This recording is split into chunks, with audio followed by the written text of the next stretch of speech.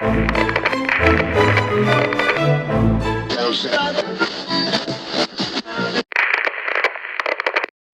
guys, welcome to the lab. Episode 8 of Leon in the Lab starts right now. This week's episode is really cool. We have Nick Engvall in the house today. So he's a long time professional in the sneaker industry.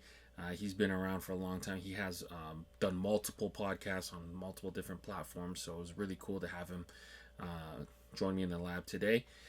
Basically, we mocked up 4 hats. 2 of them will be airing today, and they will be going up for pre-order at PREORDER Sports Colorado at exactly 10:40 p.m. Eastern Time. There will be a code that we list at the end of the show that will get you 10% off, and that code is valid for the next 4 hours. The sponsor of the show is PREORDER Sports Colorado, and I hope you guys enjoy this episode. And yeah, we'll be in the comments. All right, we have Nick Engvall in the lab today. How you doing, Nick? Good, man. Thanks for having me on. My pleasure, my pleasure. So, Nick, for those who don't know, you have a pretty extensive background in podcasting. You have Sneaker History, Crown and Stitch, and Exhaust Notes. 3 completely different shows talking about completely different things. Yeah, how did you get started in the world of podcasting? So I've worked in the sneaker business since about 2007 or so. Okay. And the first attempt at podcasting was like 2015. Actually, I wanted to do a podcast prior to that for a couple of the companies that I'd worked for, but I just didn't have the experience. So like it didn't really we never really got the green light for that kind of stuff. And when I left like a job that I was working in 2015, I was working at a Finish Line doing like digital content for them, social, all that kind of stuff.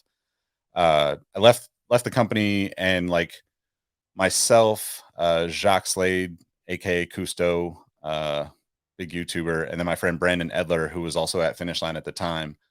We all were like, "Hey, let's try this podcast thing out," and that was the first attempt at it. We probably did about 10 episodes before like Brandon kind of wasn't allowed to be on the podcast. The people at Finish Line didn't want him working on sneaker stuff outside of the sneaker thing, outside of his day job at that time. And it was just kind of a cool learning experience for us all. That was like, we were like literally listening to each other on headphones, on our phones, and like clapping to sync, and like the tools just didn't exist that we have now. So it was really challenging, and thankfully like Jacques is like really, really great at like all things, recording and video, audio, all that stuff. He's a total pro, so he kind of carried the bulk of the load for us to get that going. But yeah, that lasted maybe, we probably did a few months before we kind of like just had to pull back on it. And then about 2.5 years later, in early 2018, I think, Jacques and I and Tiffany Beers, who, if you're a sneaker person, you definitely know the name Tiffany Beers because she designed the Nike mag. She was at the time like had left Nike and was doing some other stuff, and was just looking for a way to kind of kick off her YouTube channel too. So that turned into probably a year or two of the 3 of us kind of carrying that. That was outside the box. So we called it outside the box from the very beginning. I still have done like that podcast sporadically throughout the years. Like I kind of once Tiffany and Jacques and I decided not to do it anymore. I kind of brought it back as like an interview series, so I could just talk directly, like have like lengthy conversations with people about how they got to where they are in the sneaker world. Cause the Sneaker History podcast, that is like kind of like the bread and butter, so to speak, of the shows that I've done. It's really more right now, it's really more news oriented. We're staying up on the latest things that happen. And, it's 4 of us. I got Robbie, Mike, and Rowan on there with me. And really it's turned into less like about sneaker history and more of just like whatever's going on in sneaker culture. And so that was kind of like one of those things where we got into a really good rhythm where like the shows were about 45 minutes. People were enjoying it. We got some really great growth. Like we started in 2019, pre-pandemic. The pandemic kind of helped us even get, that much higher in terms of listeners, because at very first in the pandemic, we saw a huge drop off because people were obviously listening on their commutes and stuff like that. But as we continued to do it, and as The Last Dance was released and people were like really paying attention to Jordan's at that time, our numbers were going up, and it was like, okay, cool. Like this format works. We shoot for 45 minutes or so. Sometimes we go longer, sometimes it's shorter, but like the goal has always been about 45 minutes. And I always wanted to get a little bit deeper with people and like kind of just take the limits off of that. So like I would do some interviews on the sneaker history side, and I would always notice that like people listen to about the same amount. They weren't sticking through like the whole length of the show the way they would on Outside the Box. So like I kind of just like stuck all those interviews on Outside the Box as like hey, this is going to be like if you really want to nerd out, because it was really more about the creators in the sneaker space and less about the sneakers themselves. And that was kind of my way of separating those two things, because you know people that are going to watch this show that you're doing, Leon in the Lab, right? They're going to stick around for, if they're going to stick around for the whole thing, they're like diehard, so to speak. Like we know like Definitely. to dedicate the time to watch these longer episodes is like, a commitment, and they really really like you in order to stick around with it and like what you're doing, right? And then you can have a lot more flexibility with a group, kind of like you guys do with Views from the Vault, right? Like, you guys could drop a 20-minute episode and you'd probably kill it. But at the same time, like if you get enough back and forth, you could go for an hour and a half, Yeah, So easily. so that was kind of my thought process in like splitting those two shows up. Unfortunately, like, life just happens, and I couldn't maintain like the Outside the Box stuff as well as I wish I could have. But I've actually been lining up some folks to come back on and do some more of those like long form. Hey, you want to start talking about creating content, and I know I saw you had Mikey the camp out on the Mhm. show a while, a couple weeks back, and he's one of those people that's kind of in that space where like he's got a lot of experience creating on various platforms for various companies and throughout, and I think that's like one of those, there's so much opportunity in that industry. And for me, like it's just been, I've been lucky, man. I've you know I just hopped on at the right time. I was super into it, and to be honest, like you got to be super nerdy about this stuff to really get in, Yeah, get your foot in the door at the beginning. So yeah, but it's been a wild ride for me, so I have no complaints. that's so cool.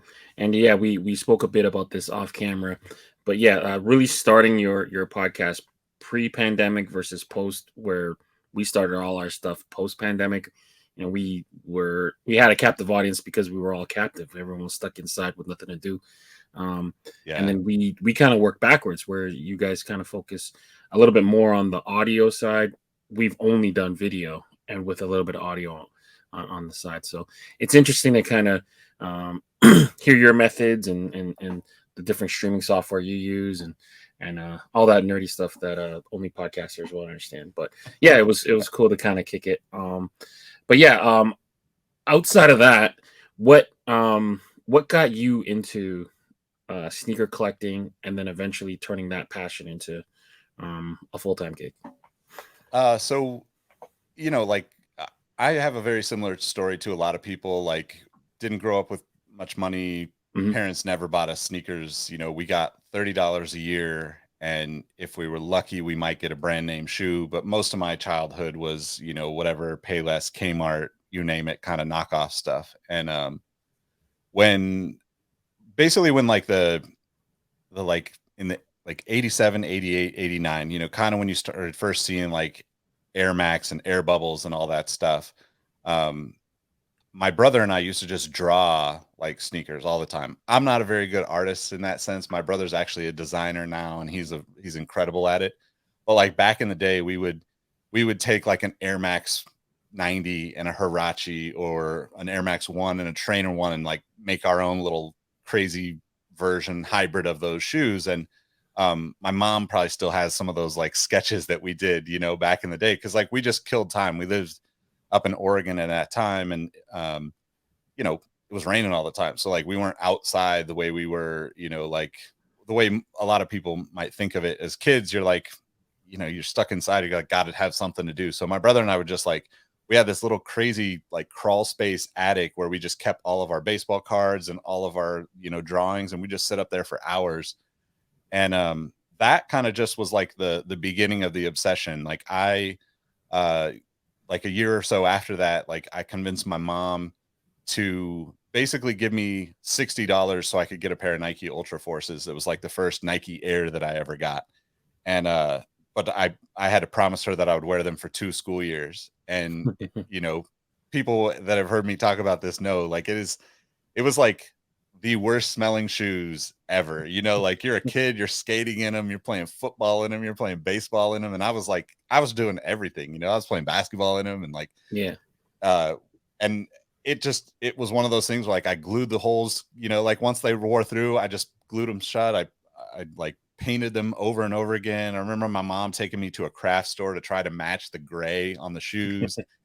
I was just like obsessed with it. And like at that time too, it wasn't like you had, now you can get all sorts of stuff, right? You can get Angelus, paints, and you can get like really high quality stuff. Back then, like the only white you were going to get was like a shoe polish, right? So you were like, I was basically like squeezing it out of the shoe polish thing and then trying to spread it evenly across the toe box so I could go back to school and have them look fresh.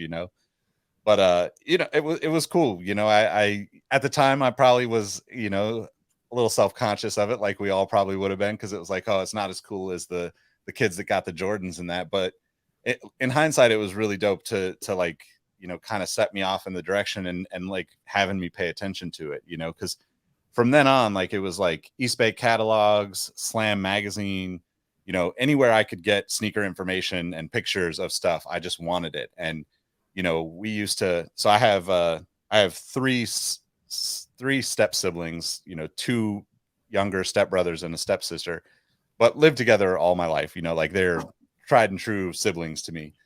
But one thing that was always funny is we each individually subscribed to East Bay to get the catalogs, and then my mom subscribed as well. So there was one extra one in the house, because we would all circle our stuff and be like, this is what I'm getting. And then if somebody circled one in your East Bay catalog, oh man, it was, we were fighting over it, because it was like, don't be circling your stuff in my catalog, like.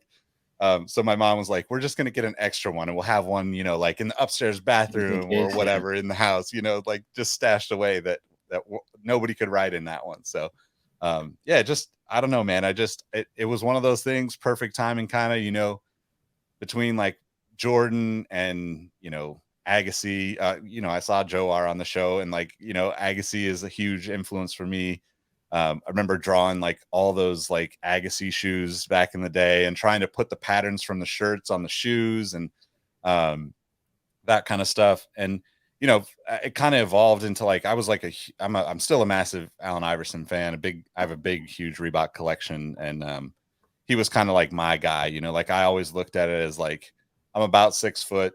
Maybe 6'1" on a good day, and he was about 6 foot, and I was like, I love Jordan. I loved watching Jordan play. I think everybody from that, age range did.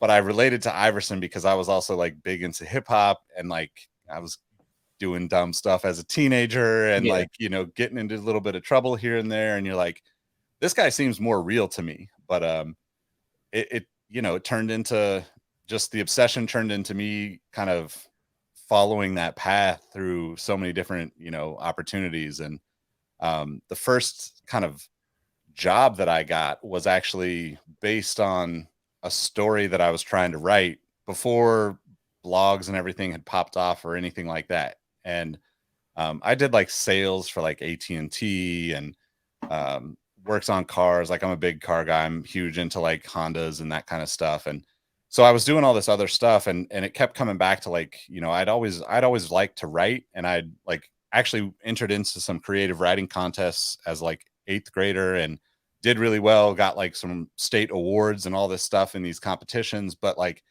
it wasn't the cool thing. So I was like, I'm going to try to go play basketball or baseball or whatever in high school. And um, I did well playing baseball, but like it just never kind of panned out, obviously to as a career.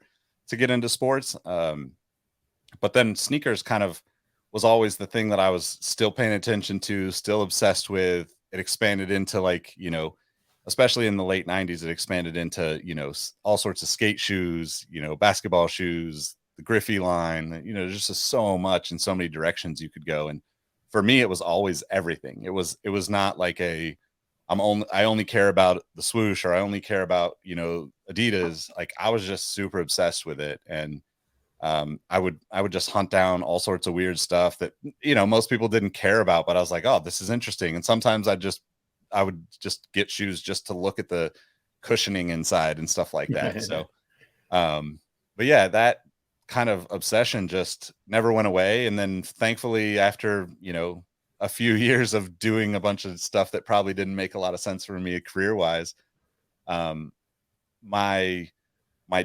I was working for AT&T. My dad ended up having a stroke, and it kind of sent me off track from where I was going, because AT&T is like great corporate job. I was doing sales, making good money. It wasn't a lot, it wasn't like hard work, right? It was like I was good at sales, so like I made pretty good money. But when my dad had his stroke, he had to kind of reset his business. He was doing consulting stuff and teaching small businesses like how to use the internet. This is like in the, like mid to late 90s. And he basically, like in the early 2000s, when he had his stroke in California, they force you they basically take away your license for either 6 months or a year. Unfortunately for him, like the situation, they took it away for a year. He was basically like, okay, how am I going to get to all these places, to keep my business going, the classes that he's teaching all over the Northern California. And he had lined up a partnership with eBay, so he was teaching classes for eBay for like, this is like maybe like 2003, 2004 or something. So like really kind of the start of eBay becoming like a big thing, and like people really looking at it as like, wow, I can actually create a business here. And for me, it meant like, okay, like my dad's business, like I'm not really into the job at AT&T doing sales, but I basically was like, okay, I'm going to quit the job. I'll just work for you like part-time, and then I'll drive wherever you got to go, so you get to where you need to go to get that other, those other opportunities. And doing that, love you, Dad, but doing that, day in, day out, and going to these classes he was teaching got pretty boring. So I'm sitting in the back of one of the classes, and I'm just like, you know what? I haven't written for a while. And I was like, let me just start this story on how I got into sneakers. And I started writing, and like that kind of evolved. And I didn't finish it because, the classes are an hour or whatever. And I tried to add to it each time. And this is before like, like, I don't even know, like I might've had like a blog spot account or something, but I wasn't putting anything like that on the internet. I was like, here's a picture of my shoes or a picture of a car, or, whatever, back then.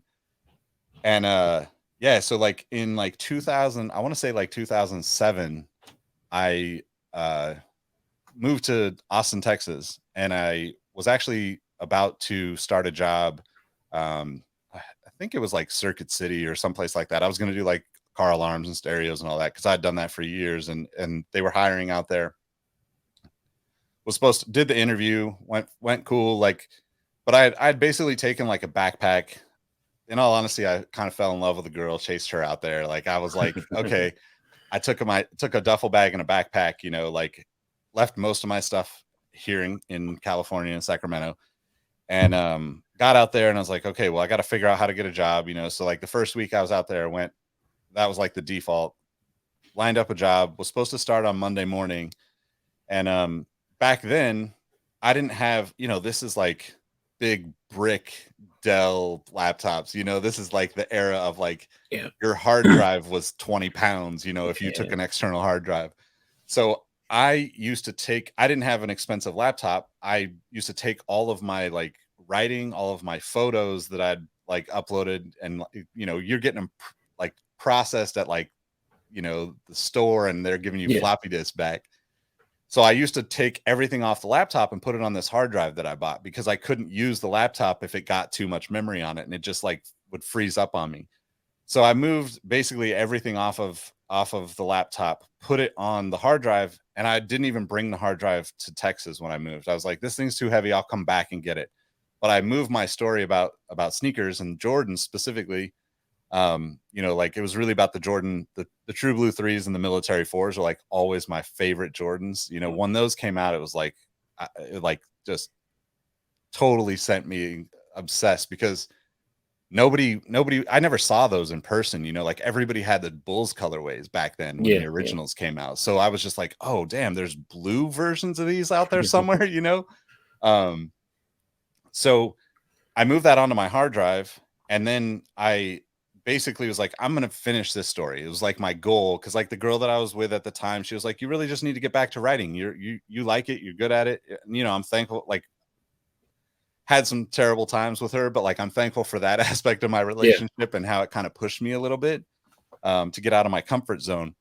So Sunday night, I'm sitting there and I'm like, I got to look for something else. You know, like this whole like car thing is not working out. Like, you know, it's fine. It's a job. It'll pay rent. But like, I really wanted to do something that I was passionate about more so than, you know, work for, you know, like I could see the writing on the wall back then, right? Like these, you know, big box retail stores were going away. Those were the easiest places to get jobs for me at that time. And so like it was like about maybe like 12:30 at night, and I'm scrolling through Craigslist, and there's a thing that's basically like, hey, if you know sneakers and you know how to write, or if you know how to write, and if you know anything about sneakers, you should apply. You know, we're looking to expand or whatever. And turns out it was Nice Kicks. It's the first people that got hired at Nice Kicks. So 12:30 a.m. Sunday night, I'm like, I gotta apply to this. And I'm supposed to start the new job at the car at the I think it's Circuit City. I can't remember if it was Circuit City or Good Guys. You know, it's like all those guys at Best Buy were all very Yeah. similar back then.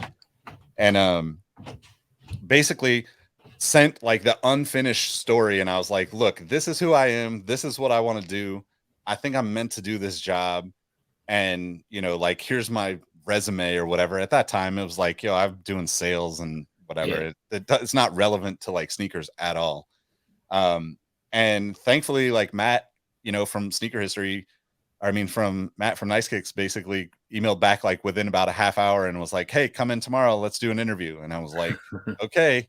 So you know, I definitely thought about like, okay, is this this isn't guaranteed, but like I felt so strongly about it that I was like, okay, fuck it, I'm not going to go to the job that I already had lined up. I went and Yeah. interviewed, they gave me the job. You know, like I ended up getting hired with, if you're long time into sneakers, you'll know names like Greg Grovey, um Peter Sim, George Keel, like we all started together. These guys have kind of gone and done a lot of different things in like sneakers and music and you know, college sports throughout the years. But yeah, man, it just like that was the start of just an incredibly wild ride. And you know, so 2007-ish, I mean, I'm working on like 16, 17 years working in sneakers, and I just remind myself every day, you know, it's kind of like, I'm sure it's like for you doing fitted stuff, you know, it's just like you kind of got to pinch yourself and be like, yo, I'm really doing this, you know, like even when it gets bad, like I'm getting to talk about sneakers. I'm getting to like do something I'm passionate about and be Yeah. around people that like the same things that I do. And you know, like there's always ups and downs to all these things, even if even if it seems like it's the perfect passion job for you. But you know, when you have that as like the reminder in your head all the time, it's a pretty cool opportunity, regardless of you know, the negatives that come along with it. So Yeah, that's pretty cool. You were able to kind of convert there. What I noticed is like a lot of people who do this as like a passion, um, it never really like graduates from that. You know, like I'm talking more so about people who are in the content creation for sneakers, and I almost feel like guilty sometimes. Like I get to talk about hats, I get to be in hats, get to interact with the stores. Like the world is not that big in terms of the fitted world if you compare it, you know, hats to yeah, sneakers. And yeah, like you know, we get we get to, you know, play with um the canvas, which is the 5950, and we get to make stuff and talk to stores and have it release. And someone can go years doing stuff for sneakers and never sniff a collab. Like we're seeing it like uh, we're seeing the door open a fraction of a millimeter. I mean, like it started with like, you know, Drake, Kanye, Travis, like non-athletes getting like, Yep. deals. And then the recent example of like Joe Fresh Goods or J Tips kind of breaking through and Yep. getting their own deals. But yeah, like for like the just like the regular guy who just like really loves Jordans and spend like $40,000 and has a collection and can tell you every single thing about it, they might never get to create other than like a Nike ID or Yeah. when the Nike Bespoke program was open. But yeah, it's like really interesting because that's one thing I admire from far. Like I wouldn't consider myself a sneakerhead. Like I collect Jordans. I like to wear stuff that he wore. Most of my collection is GR. Like the rare shoe I probably have is like a OVO 10. But Yeah. yeah, there's like levels to this, and I kind of see guys like you and even like Greg from the Sneak This and George, and like they just put in the work, they put in the pain, and sometimes it's you know that's all you get. Like Yep. you get the product and you get to speak and you get the content. Like that's what you sign up for. But like sometimes I feel guilty looking from far away, being like like that's all you could do is talk about it. Like it's so much to do on the other side. So it's interesting to kind of get your perspective, and it's kind of cool to hear you turn it into a career. So I admire you for that. Thanks, man. Yeah, and I'm right there with you, man. Like I sometimes I feel guilty about it too, because it's like, just I don't know, like there's just like things that I've got to do that I'm so thankful for that like, I definitely don't want to take a spot from someone else. And that's always like kind of in my head, like trying to like figure out how we fit into all these different things because it's like you said, it's very limited in the fitted world. It was limited for a really long time in the sneaker world, and we're finally getting to a point where there's more and more opportunities, there's more jobs, and like you said, the collabs are starting to open up more. Where I think that all the brands kind of realize that their voice doesn't really matter until like legit like consumers and creators of the culture of sneakers like co-sign something. Like J Tips is a great example, right? Like, I've followed him. I've never met him, but like followed him, and like he's just so passionate about it. You see it in everything that he's done throughout the years. And like I personally have been like a Saucony fan for a really long time because I think they're just like affordable, good quality shoes. But they like that's because I've worked in the industry for so long now, and I've like just been like obsessed over like trying to get as many different like shoes as I could to like be able to experience them all. Like when I started writing, I kind of switched my focus into like thinking about like, hey, if you're reading something that I wrote on one of these blogs that I've written for throughout the years, or even now hearing me on the podcast, like I'm telling you my opinion based on like the fact that I've tried to experience all of these brands as much as I could. Like it's really I try to approach it in a way that's like you should trust my voice because I put in the effort to really research and experience and wear as many of these different shoes as I could in order to say that like, hey, this is my opinion and I feel good about it. Because it's so obvious now. Now it's a little different like with creators, but it's so obvious now when we see like people on YouTube or on the podcast where it's like they're co-signing something as an ad or as a freebie or whatever, and it's like it feels gross to all of us, right? We all Yeah, just are like, so, like if we like the person and they do that kind of stuff, it's like, yeah, whatever, they got to pay the bills, we understand that. yeah, But if it's like if that's our first experience of a creator and their stuff, it's like we're instantly turned off by it. So like I always really tried to like preface everything that I do with like, yo, I'm really trying to like experience this and live this to the fullest extent so you could really trust kind of the way like, like old school sports writers would have been. It's like, hey, if this guy tells you that this is his favorite ballpark, he's been to all of them, like yeah. those kind of things. And that's the way I approached it from the beginning. And it's been I've just been really lucky to like be able to get to do this stuff, man. It's so crazy because I mean, I was just looking like, the day we're recording, like literally 10 years ago tonight, I got to go to the ESPY Awards through sneakers. I was sitting there with Jacques Slade And like I remember leaning, I'm getting goosebumps thinking about it. I remember leaning over to him and I'm like, yo, this is the craziest thing I've ever experienced. I'm wearing a suit, I'm wearing some Under Armour sneakers because they were the ones that sent us there. And you know, Robin Givens is giving her like speech, for was it the Jimmy V Award or whatever, the Courage Award that they give, because she had just beaten cancer at the time. And it's like that experience to me, like as a kid, as a sports fan, as like like not even possible. Yeah.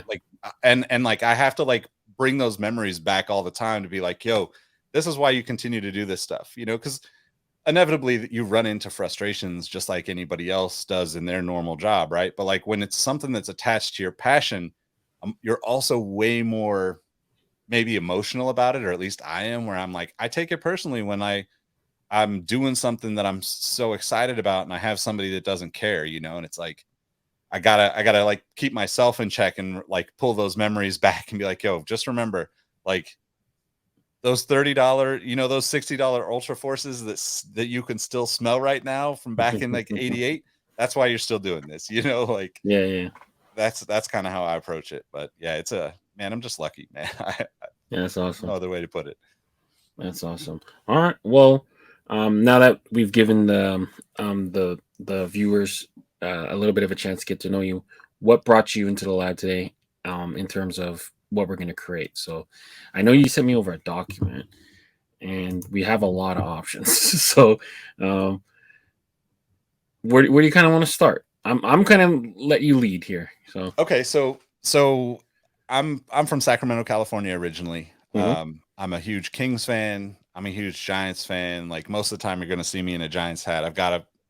You can see behind me, I've got a crazy collection of hats, but like I pretty much stick to wearing Giants hats Okay. at this point. Still buy a lot of random stuff just because I love the design aspect of all this stuff and the colors and all that. But Sacramento has always been kind of like the underdog city of California for me because, I I got to go like a friend of mine, Mike and I, not Mike from Sneaker History Podcast, but an old friend of mine. We lined up to get tickets to go to, the Game 5 Lakers series in 2002 before the whole like controversy of, refs cheating the Kings out and all that stuff. And it was like the craziest experience of my life, sports wise. Like until the Giants won the World Series like a decade later, like that was like the most unbelievable thing I'd experienced. But it always like kind of hurt that there's this narrative around Sacramento being like a cow town or whatever, and like like all these different things where like I always felt like, man, like if people actually took the time to like give Sacramento a chance, they would realize how really awesome the city is. And I know that it's smaller than, LA and San Francisco and, might be a little bit hotter, but it's like there's just a lot of cool stuff. So I kind of put together a list of things that like were really important to me growing up and the places that Mhm. I would hang out. Um, and then kind of put together a list of teams that I think are kind of relevant to this conversation that, maybe some of them work, but yeah, I think like thinking about like the kind of like the three most important things to me personally. Tower Records, as somebody who wanted to get into writing for magazines all my life for the most part, like I would go hang out there for hours at a time and just be, flipping through magazines. I used to write down people's, like I used to take a post-it note, write down, or a notepad, write down people's names like that were writers and try to research them online because back then like not everybody had like a website on their magazine or in their advertisement or something. So I would go and like try to research these people and try to like make connections with them and get to know what they did and just try to like figure out like how does this person get to do something that to me was so cool. But Tower Records is like one of those like Sacramento staples. Like people will know it outside of Sacramento. It's still in Japan. It still exists in Japan as Tower Records, but it's kind of a different company. Once the company folded in the US and like I don't know when it was, maybe 2006, 2007 or something. Um, it shifted and the Japanese licensing kind of carried it on there. but all the stores closed down. But the original was in Sacramento. Like there's big ones in San Francisco, in LA, Hollywood. But the Tower name came from the Tower Theater, which is one of the photos that I kind of shared with you. And yeah, I thought that was just a cool, like, you know, they always had the saying of like no music, no life. And that was kind of like, you know, like I just was super into that and just kind of became like a diehard fan of that company for a long time throughout my teenage years and early 20s. Yeah, it's got iconic colors, and I'm looking here from the picture that you submitted. That kind of infrared and volt. I know that makes a lot of people nervous, but I love those colors. Yeah. Yeah. Yeah. I saw um, that and I was like, man, that could be something. yeah, yeah. All right, let me. So it they did exist in San Fran. Yeah, definitely existed in San Fran. Well, the biggest one in San Fran is actually a Rite Aid now, unfortunately. But yeah, it was a big deal in San Francisco, and I kind of have like some family connections to like a lot of family and friends like actually worked at Tower Records and at a couple other record stores throughout that era.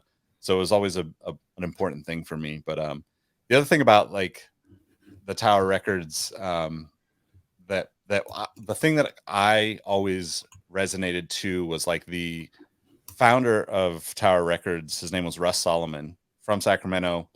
He was like a pretty charismatic guy, and you know, you could imagine like in the 70s or whatever when this started, you know, your 60s and 70s, you're kind of your record store type people were anti-corporate, anti-establishment, but Russ Solomon was actually kind of I think notorious or, you know, famous for people coming in when they would come in to have meetings with him from the record labels. Like if they were wearing a tie, he would actually cut it off because that Wow. like there were no ties allowed. And you know, it probably started as like a joke or whatever, but like it became a thing. So like people would actually wear ties in and have them cut off, and like he had like a whole wall of ties in his office throughout the years. And I always just appreciated that because like I just, as much as like I've worked in corporate America off and on throughout my career, I've always fought against a lot of the kind of status quo that exists for corporate America, you know. So Yeah. that's another reason why I was always like super into going there, and just like the energy there when you're in a place like that. And it kind of is like, it's kind of like Supreme in the Hmm. like late 90s, early 2000s. Like if you would go into Supreme, or if you would go into a skate shop back then, like FTC in San Francisco, you know, it was like, it wasn't like the people weren't like offish. They just weren't like super outgoing and friendly, right? They were just like, if you want, you know, if you're here, you're here, whatever. But like, if you wanted to talk to them, you could talk to them about skateboarding, or like in the at Tower, you could talk to them about records, or you'd find the person that worked in the like book section or the magazine section, and they'd nerd out about, you know, different things with you. And like, it just felt more than a store to me always. So that's definitely one of the things that I also kind of always think about when I think about Tower. That's awesome. All right, so I pulled a couple things kind of while we were chatting. I'm gonna make it big on your screen, so don't worry. You're not gonna have to squint too much. So basically, Tower Records ceased operations, it looks like, in the United States in 2006. San Fran hosted an All Star game in 2007. So that kind of goes hand in hand a little bit. And then I pulled up a couple different Giants logos that we could potentially look at to use as the front. So we got Yeah. the old jersey, the I guess the current oldish jersey script. We got the ball with the Giants that they use now. We got the Giants word mark, and then the SF with the outline. Potentially, we could use this and kind of play off the neon signage there potentially. But yeah, I would kind of leave it to you. Which one you would kind of feel like I what to mean, do. I kind of like the San Francisco script, to be honest. You don't really Okay. see that too often. Yeah, you don't see it that often. I've seen it used pretty cool.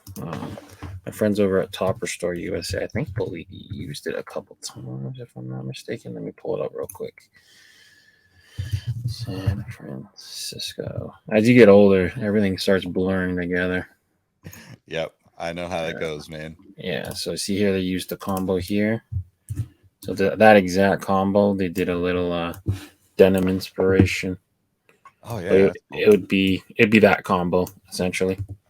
Yeah, If you're cool with it, yeah, we can use it. yeah, I think that works. I think we could flip those colors up, make it more interesting, a little bit brighter, Cool. more All pop, right. maybe.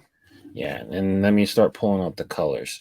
It's always interesting doing these designs with sneaker guys because I'm always like nervous about getting the colors right because there's so many different. You can't just be like, oh yeah, navy or blue. Like you gotta really make sure you get the right one. And yeah, so let me pull up. So, do you want to hook this building in particular, like that the signage, or you want to do something more like to like their logos? I think that building could be cool. Like that's the like the OG tower, cafe, movie theater, and record store all in one. So, that was definitely one of the options. And then like the other thought that I had when I was looking at all the photos, their colors were always the yellow. Their signage was always the yellow with red, which is kind of interesting. I don't know which one would work better, but kind of open to your direction on the colors, to be honest. All right. So the way I was kind of having envisioned, okay, like I'll show you where my head's at.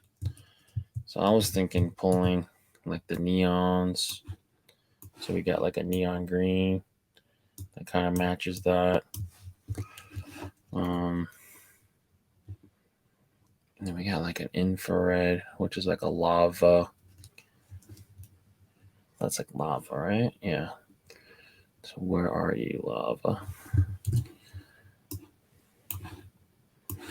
So like a little bit of a lava. Yeah. And then that yellow that we see there. So I'm going to pull up a couple yellow options. We're going to have to hold them up to it.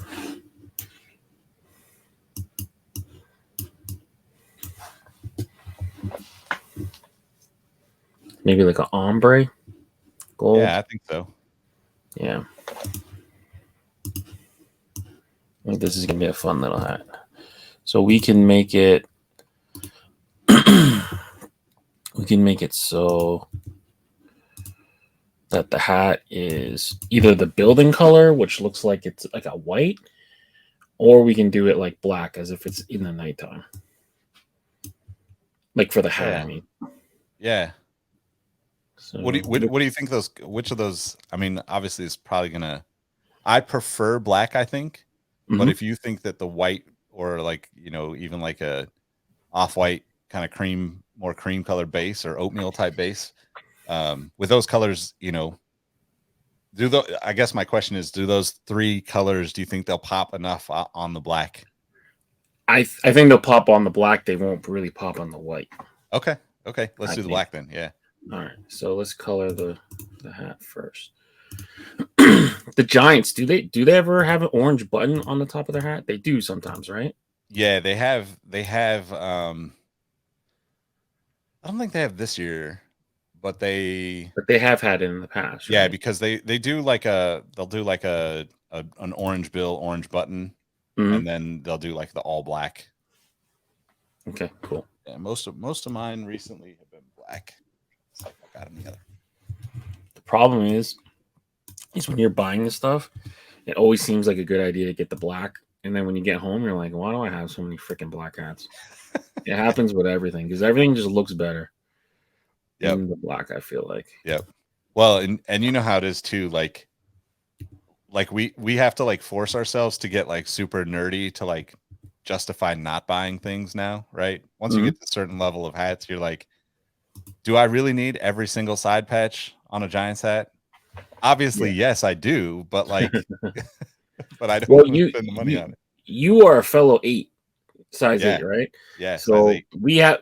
So okay, like let's talk about this real quick. Everyone says, "Oh, you have such an easy time. You have size 8." No, like listen, size 8 is not that fun because we're either the first size to sell it or the last.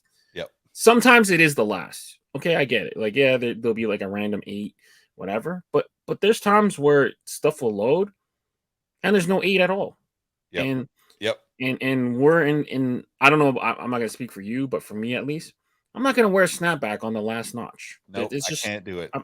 that's embarrassing, Yep. I right? absolutely can't do it, man. Yeah. So Yeah, and it's definitely one of those things where it's like there are, I would say, like, it seems like it's like once a month something loads and I'm like super disappointed because there's no eights at all right out of the gate. yeah, And like I totally understand, right? Like if it's the business or the people that are behind it, it's like, make sure your people get that stuff. Like, but at the same time, it's such a bummer.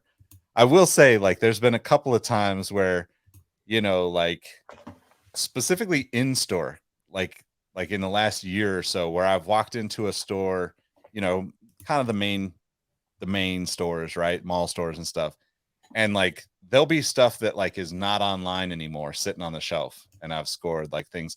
I probably wouldn't have bought them if they were online, to be honest. But like yeah. it was Having it just in hand. like, well, it's and it's on clearance. It's like 25 or 30 bucks. It's like, well, might as well, right? So Yeah. I've got a few of those in the last year or so, which have been pretty nice. But I'm definitely guilty of that. yeah. Definitely.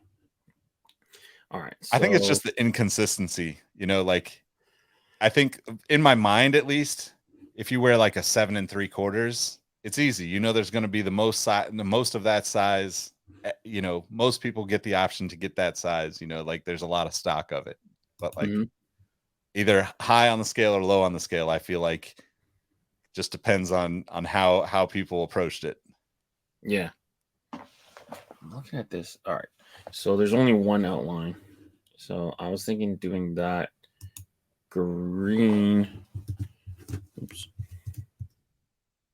Doing the green as the fill, and then having this lava as the outline. Hold on a sec. That looks disgusting. Um, so it kind of look like that, Yeah, and then for the patch, man, I dig that. yeah, this is like funky. This reminds me of like Upper Playground, Huff, I was just gonna all say that like stuff. upper playground. Yep, Yeah, 100%. yeah,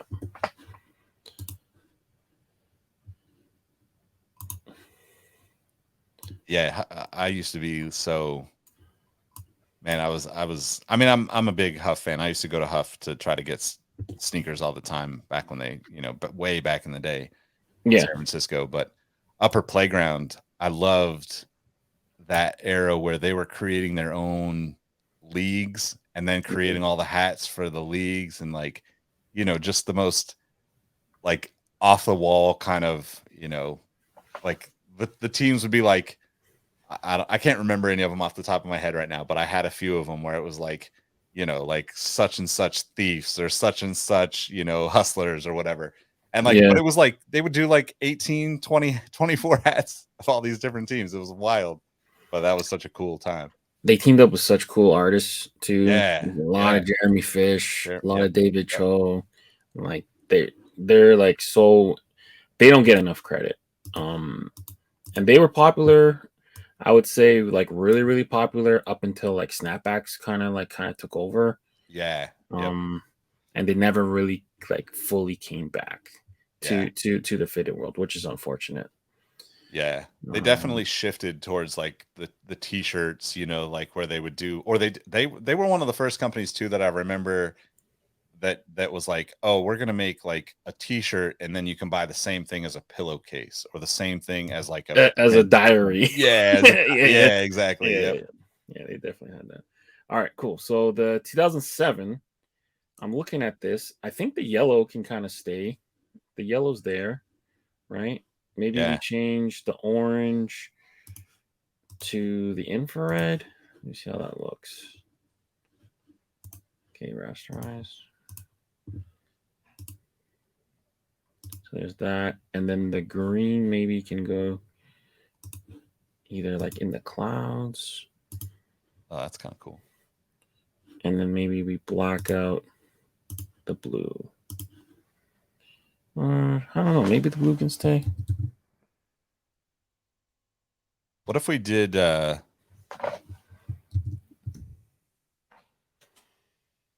What if we did the kind of infrared? I don't know. It might be too busy doing the infrared. I was gonna say doing like the neon green and the infrared, like the clouds green and then the blue as the infrared again. We can try that. So the cloud's green, and then the infrared as the blue. Yeah.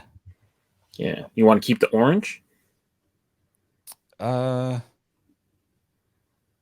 don't know. Is that Because forcing it? Is it I too feel much? like it's clashing a bit. The Yeah, orange. I think so too. Maybe the infrared needs to not be on the side patch. Or does the orange become infrared and then it ties like fully ties into the front? Yeah, and we could do it that way. I don't know. You're making this tough on me, man, because like infrared's my favorite, like absolutely my favorite sneaker color. Like Oh, we did really? sneaker history tees in infrared. Like I tried to match it, you know. Yeah, I would say I did a whole collection of infrared stuff a couple years ago. infrared is just such a fascinating color to me because it can look different from whatever angle, and Yeah, like depending on the lighting, it can be completely different. And I don't know. I'm not scared to wear it. Some people are for yeah, whatever I like reason. it, man. Yeah, I like it a lot. Yeah, I mean, this looks pretty cool the way it's kind of coming along. One thing is maybe we make the white silver to kind of like just really punch in Oh, the that'd be color. cool. Yeah, Oops. And we just make like this silver. yeah. So that even kind of has almost like a little bit of that infrared 90 Air Max 90 gray, those Hmm. shades of gray with it too. It kind of looks very similar too. Yeah, Yeah, that's pretty cool, man. I like that. yeah. I mean, this to me like it screams like that San Francisco crazy Huffquake or Yeah, different like um skater brand style. Yeah, I'm liking this so far. All right, so when you go crazy up top, usually it calls for like a calm undervisor. Do you have a preference for your undervisors? I don't, man. To be Okay, honest, I'm not too picky about the undervisors like a lot of so people are. So some people might call it crazy, but like if it's crazy, if it's like funky upstairs like this, I would probably opt to just do like a regular gray bottom or a green yeah, bottom. Um, I think gray would be cool. yeah, It actually kind of ties into the sneaker theme too. I think yeah, if we do green, it might clash with that neon green too much too. yeah, yeah. Like gray is like the ultimate like Yeah. chill kind of color. All right. And then how do you feel about the button? So right now it's orange. That doesn't have to stay orange. I mean, we can make it the infrared, we can make it the green. It could be I mean, black. I feel like if we took the orange out on the side patch, we might as well do the Yeah. infrared on the top. Yeah, I'm with you. I know people might be little opinionated about No, I like it. This is the button, funky. but All right. So I'm gonna take this and make it into the 4 view, which give me a second.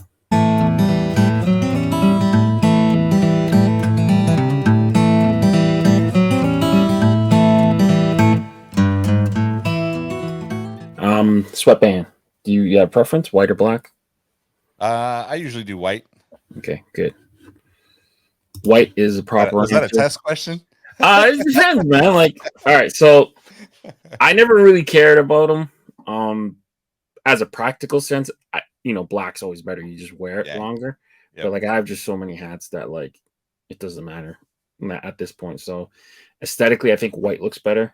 Yeah. Um, practically, I think black's better. So it just really depends on how you use Yeah. your stuff. So, I definitely agree with you. I feel so. One of the on Crown and Stitch, one of my co-hosts, Dexter, is mhm. like obsessed with the white. So I feel like I gotta throw him a bone here and just stick with the white, even though like the practical me is like I'm gonna wear this for a long time if it's Mhm. black. Yeah, yeah. And there's like a little piece that sticks out it's like an engineering flaw, but it ends up making it look better for Yeah. whatever reason. Yep. In terms of batterment, do you care? Flat, raised, Cooperstown, regular? To be honest, I don't really. Okay, cool. I kind of I have to ask. avoid that controversy in fitteds. Okay, cool. I have to ask. It's a divisive subject sometimes. Totally. Yeah.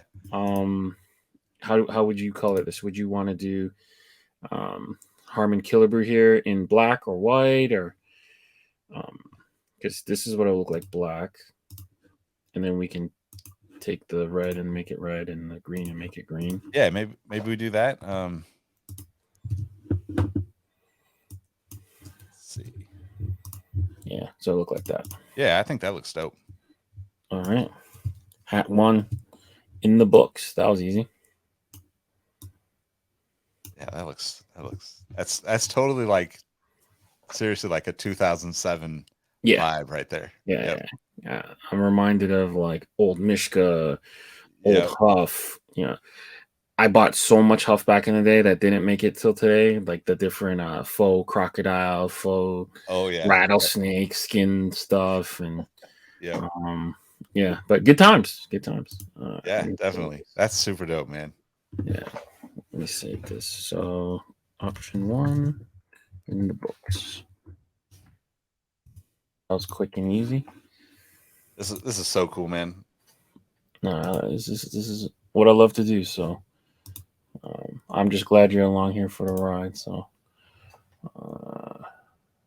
I'm gonna be thinking about this nonstop. I'm gonna be hitting you up and being like, like I know you're still working your way through everyone, but when do I get to come back and do this again? Like I'm gonna have so many ideas now. Especially watching you do it, man. It's like inspiring because I feel like I've probably done this a million times on sneakers. Yeah. But like to like think of it as hats, like, other than like casually having those conversations with friends like Joe or like having conversation with you before about it, like it just like, I don't know. I just don't think to connect the sneakers and the fitteds the way that a lot of people do. So this is a really cool experience. I think a lot of that stuff comes from sneakers though. That storytelling aspect with like dunks and shattered backboard and all these like little stories that are just told by people and not having like the companies kind of like tell the story for you. They just kind of put it out there and then let the community just kind of build it.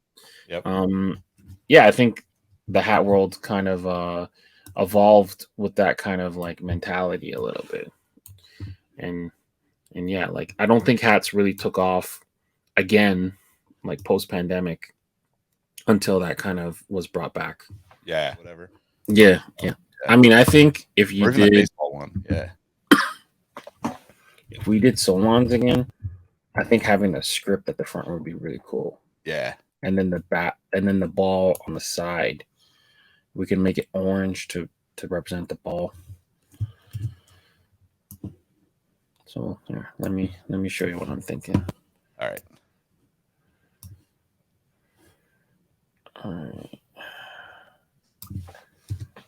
And then we're just talking like regular baby blue and red, right? Or baby blue and scarlet. Yeah, that's easy. Has nothing to do with Sacramento Kings. If anyone's listening, any resemblance is coincidental. All right. So what I would probably do, I mean, so many teams use sky blue and red. Texas Rangers, Houston Oilers. Yeah, we're just making it's just going to be mocked off of the Travis Scott Jordan 4s that nobody has, Yeah, exactly. Couldn't get the shoes, so now I'm making a hat. That's how it is. That's the story. Straight up.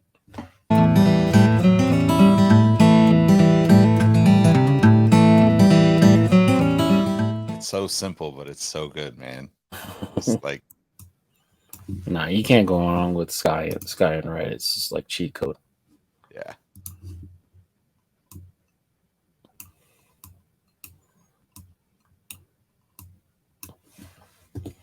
People say whatever they want about Travis, but he picks good colors too.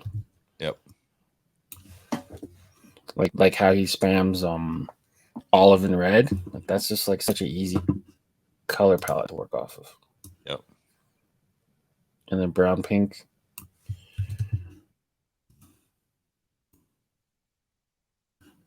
I mean, I think the orange might clash. That might be a bad idea.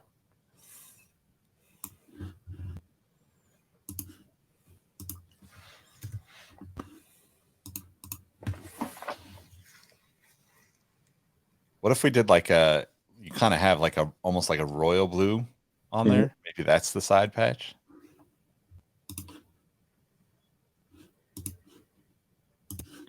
I do like the idea of the orange, but I do think you're right. I think like especially with the red bill, the orange is going to look a little off. Yeah, we can make this like a light navy. Yeah, something like that.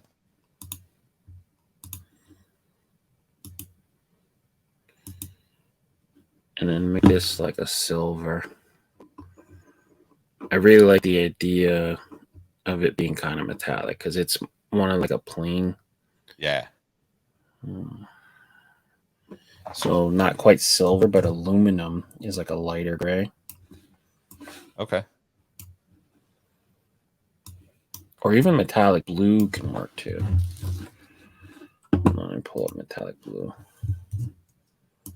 So is that logo, can we fill that logo too? Or is it? Yeah, we could fill it. That's what I'm talking about, the silver, like Yeah. the aluminum. Yeah, and then like a metallic blue, like. So first option, we use like this kind of. Hold on. I'm gonna give you 3 options. Sorry, or maybe even 4, but we could take the time to make sure. Oh, it's the same one. All right, cool. So 3 options. So there's this metallic blue gray. That I think will look pretty cool in it against a darker blue. Yeah. That kind of gets washed in the blue. So then there's metallic aluminum, which I think will look good.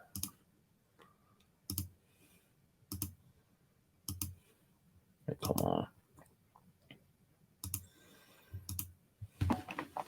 And then we could pick like a metallic blue, so the whole thing just shines. Yeah. I like that idea.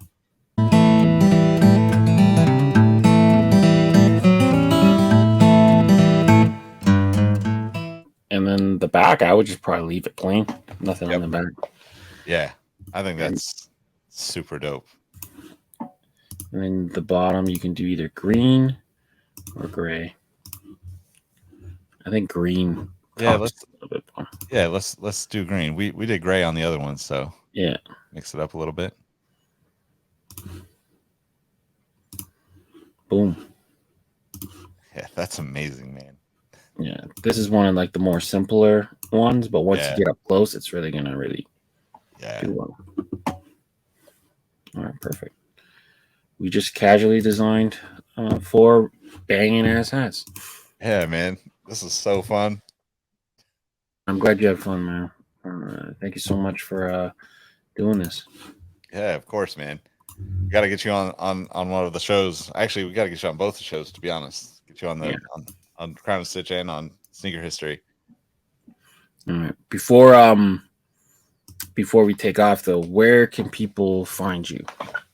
You can find me at Nick Engvall on almost everything. I'm mostly on Instagram. I've been getting into this Threads thing lately, which is kind of interesting. I just broke 1,000 threaders. Nice. All right, I'll make sure that I follow you on there. It's one of those things where like I was really excited about it for the first 3 days, and then I was like, oh shit, I didn't post on there. So, but I like the idea of it because I really did like Twitter for a really long time, and then it just got to be like where all the racists hung out. So it's like, okay, cool. I don't want to be here anymore. Like everything you post is controversial somehow. But it became like the Badlands.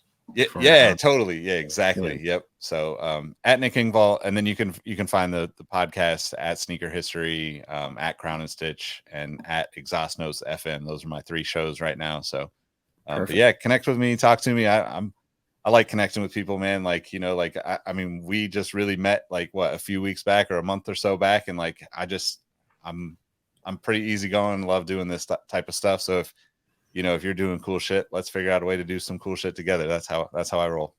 Awesome. Thank you again so much for your time. Yeah, hope everyone gives you a follow, and yeah, we'll get you back here soon. Thanks, man. I appreciate you. All right. And there you have it. That episode with Nick kind of just flew by. Want to thank Nick again for taking the time out and doing a lab session with me. That was really cool. So we ended up making 4 hats. We only aired 2. The other 2 hats are basically the logos were restricted by the team, so we weren't able to make those 2 hats. So I'm gonna have to take some time to bring Nick back in the lab. Maybe we can adjust them before we air that footage.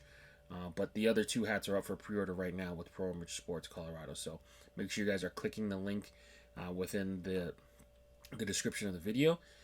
Lab 10, so LAB 10, gets you 10% off your order. That code is valid for the next 4 hours. And yeah, hopefully you guys get in on the pre-book.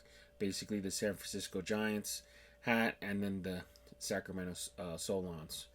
And yeah, make sure you guys are liking the video, subscribing to the channel, and shout out again to our sponsors, Pro Sports Colorado. Until next time, stay fitted. Peace.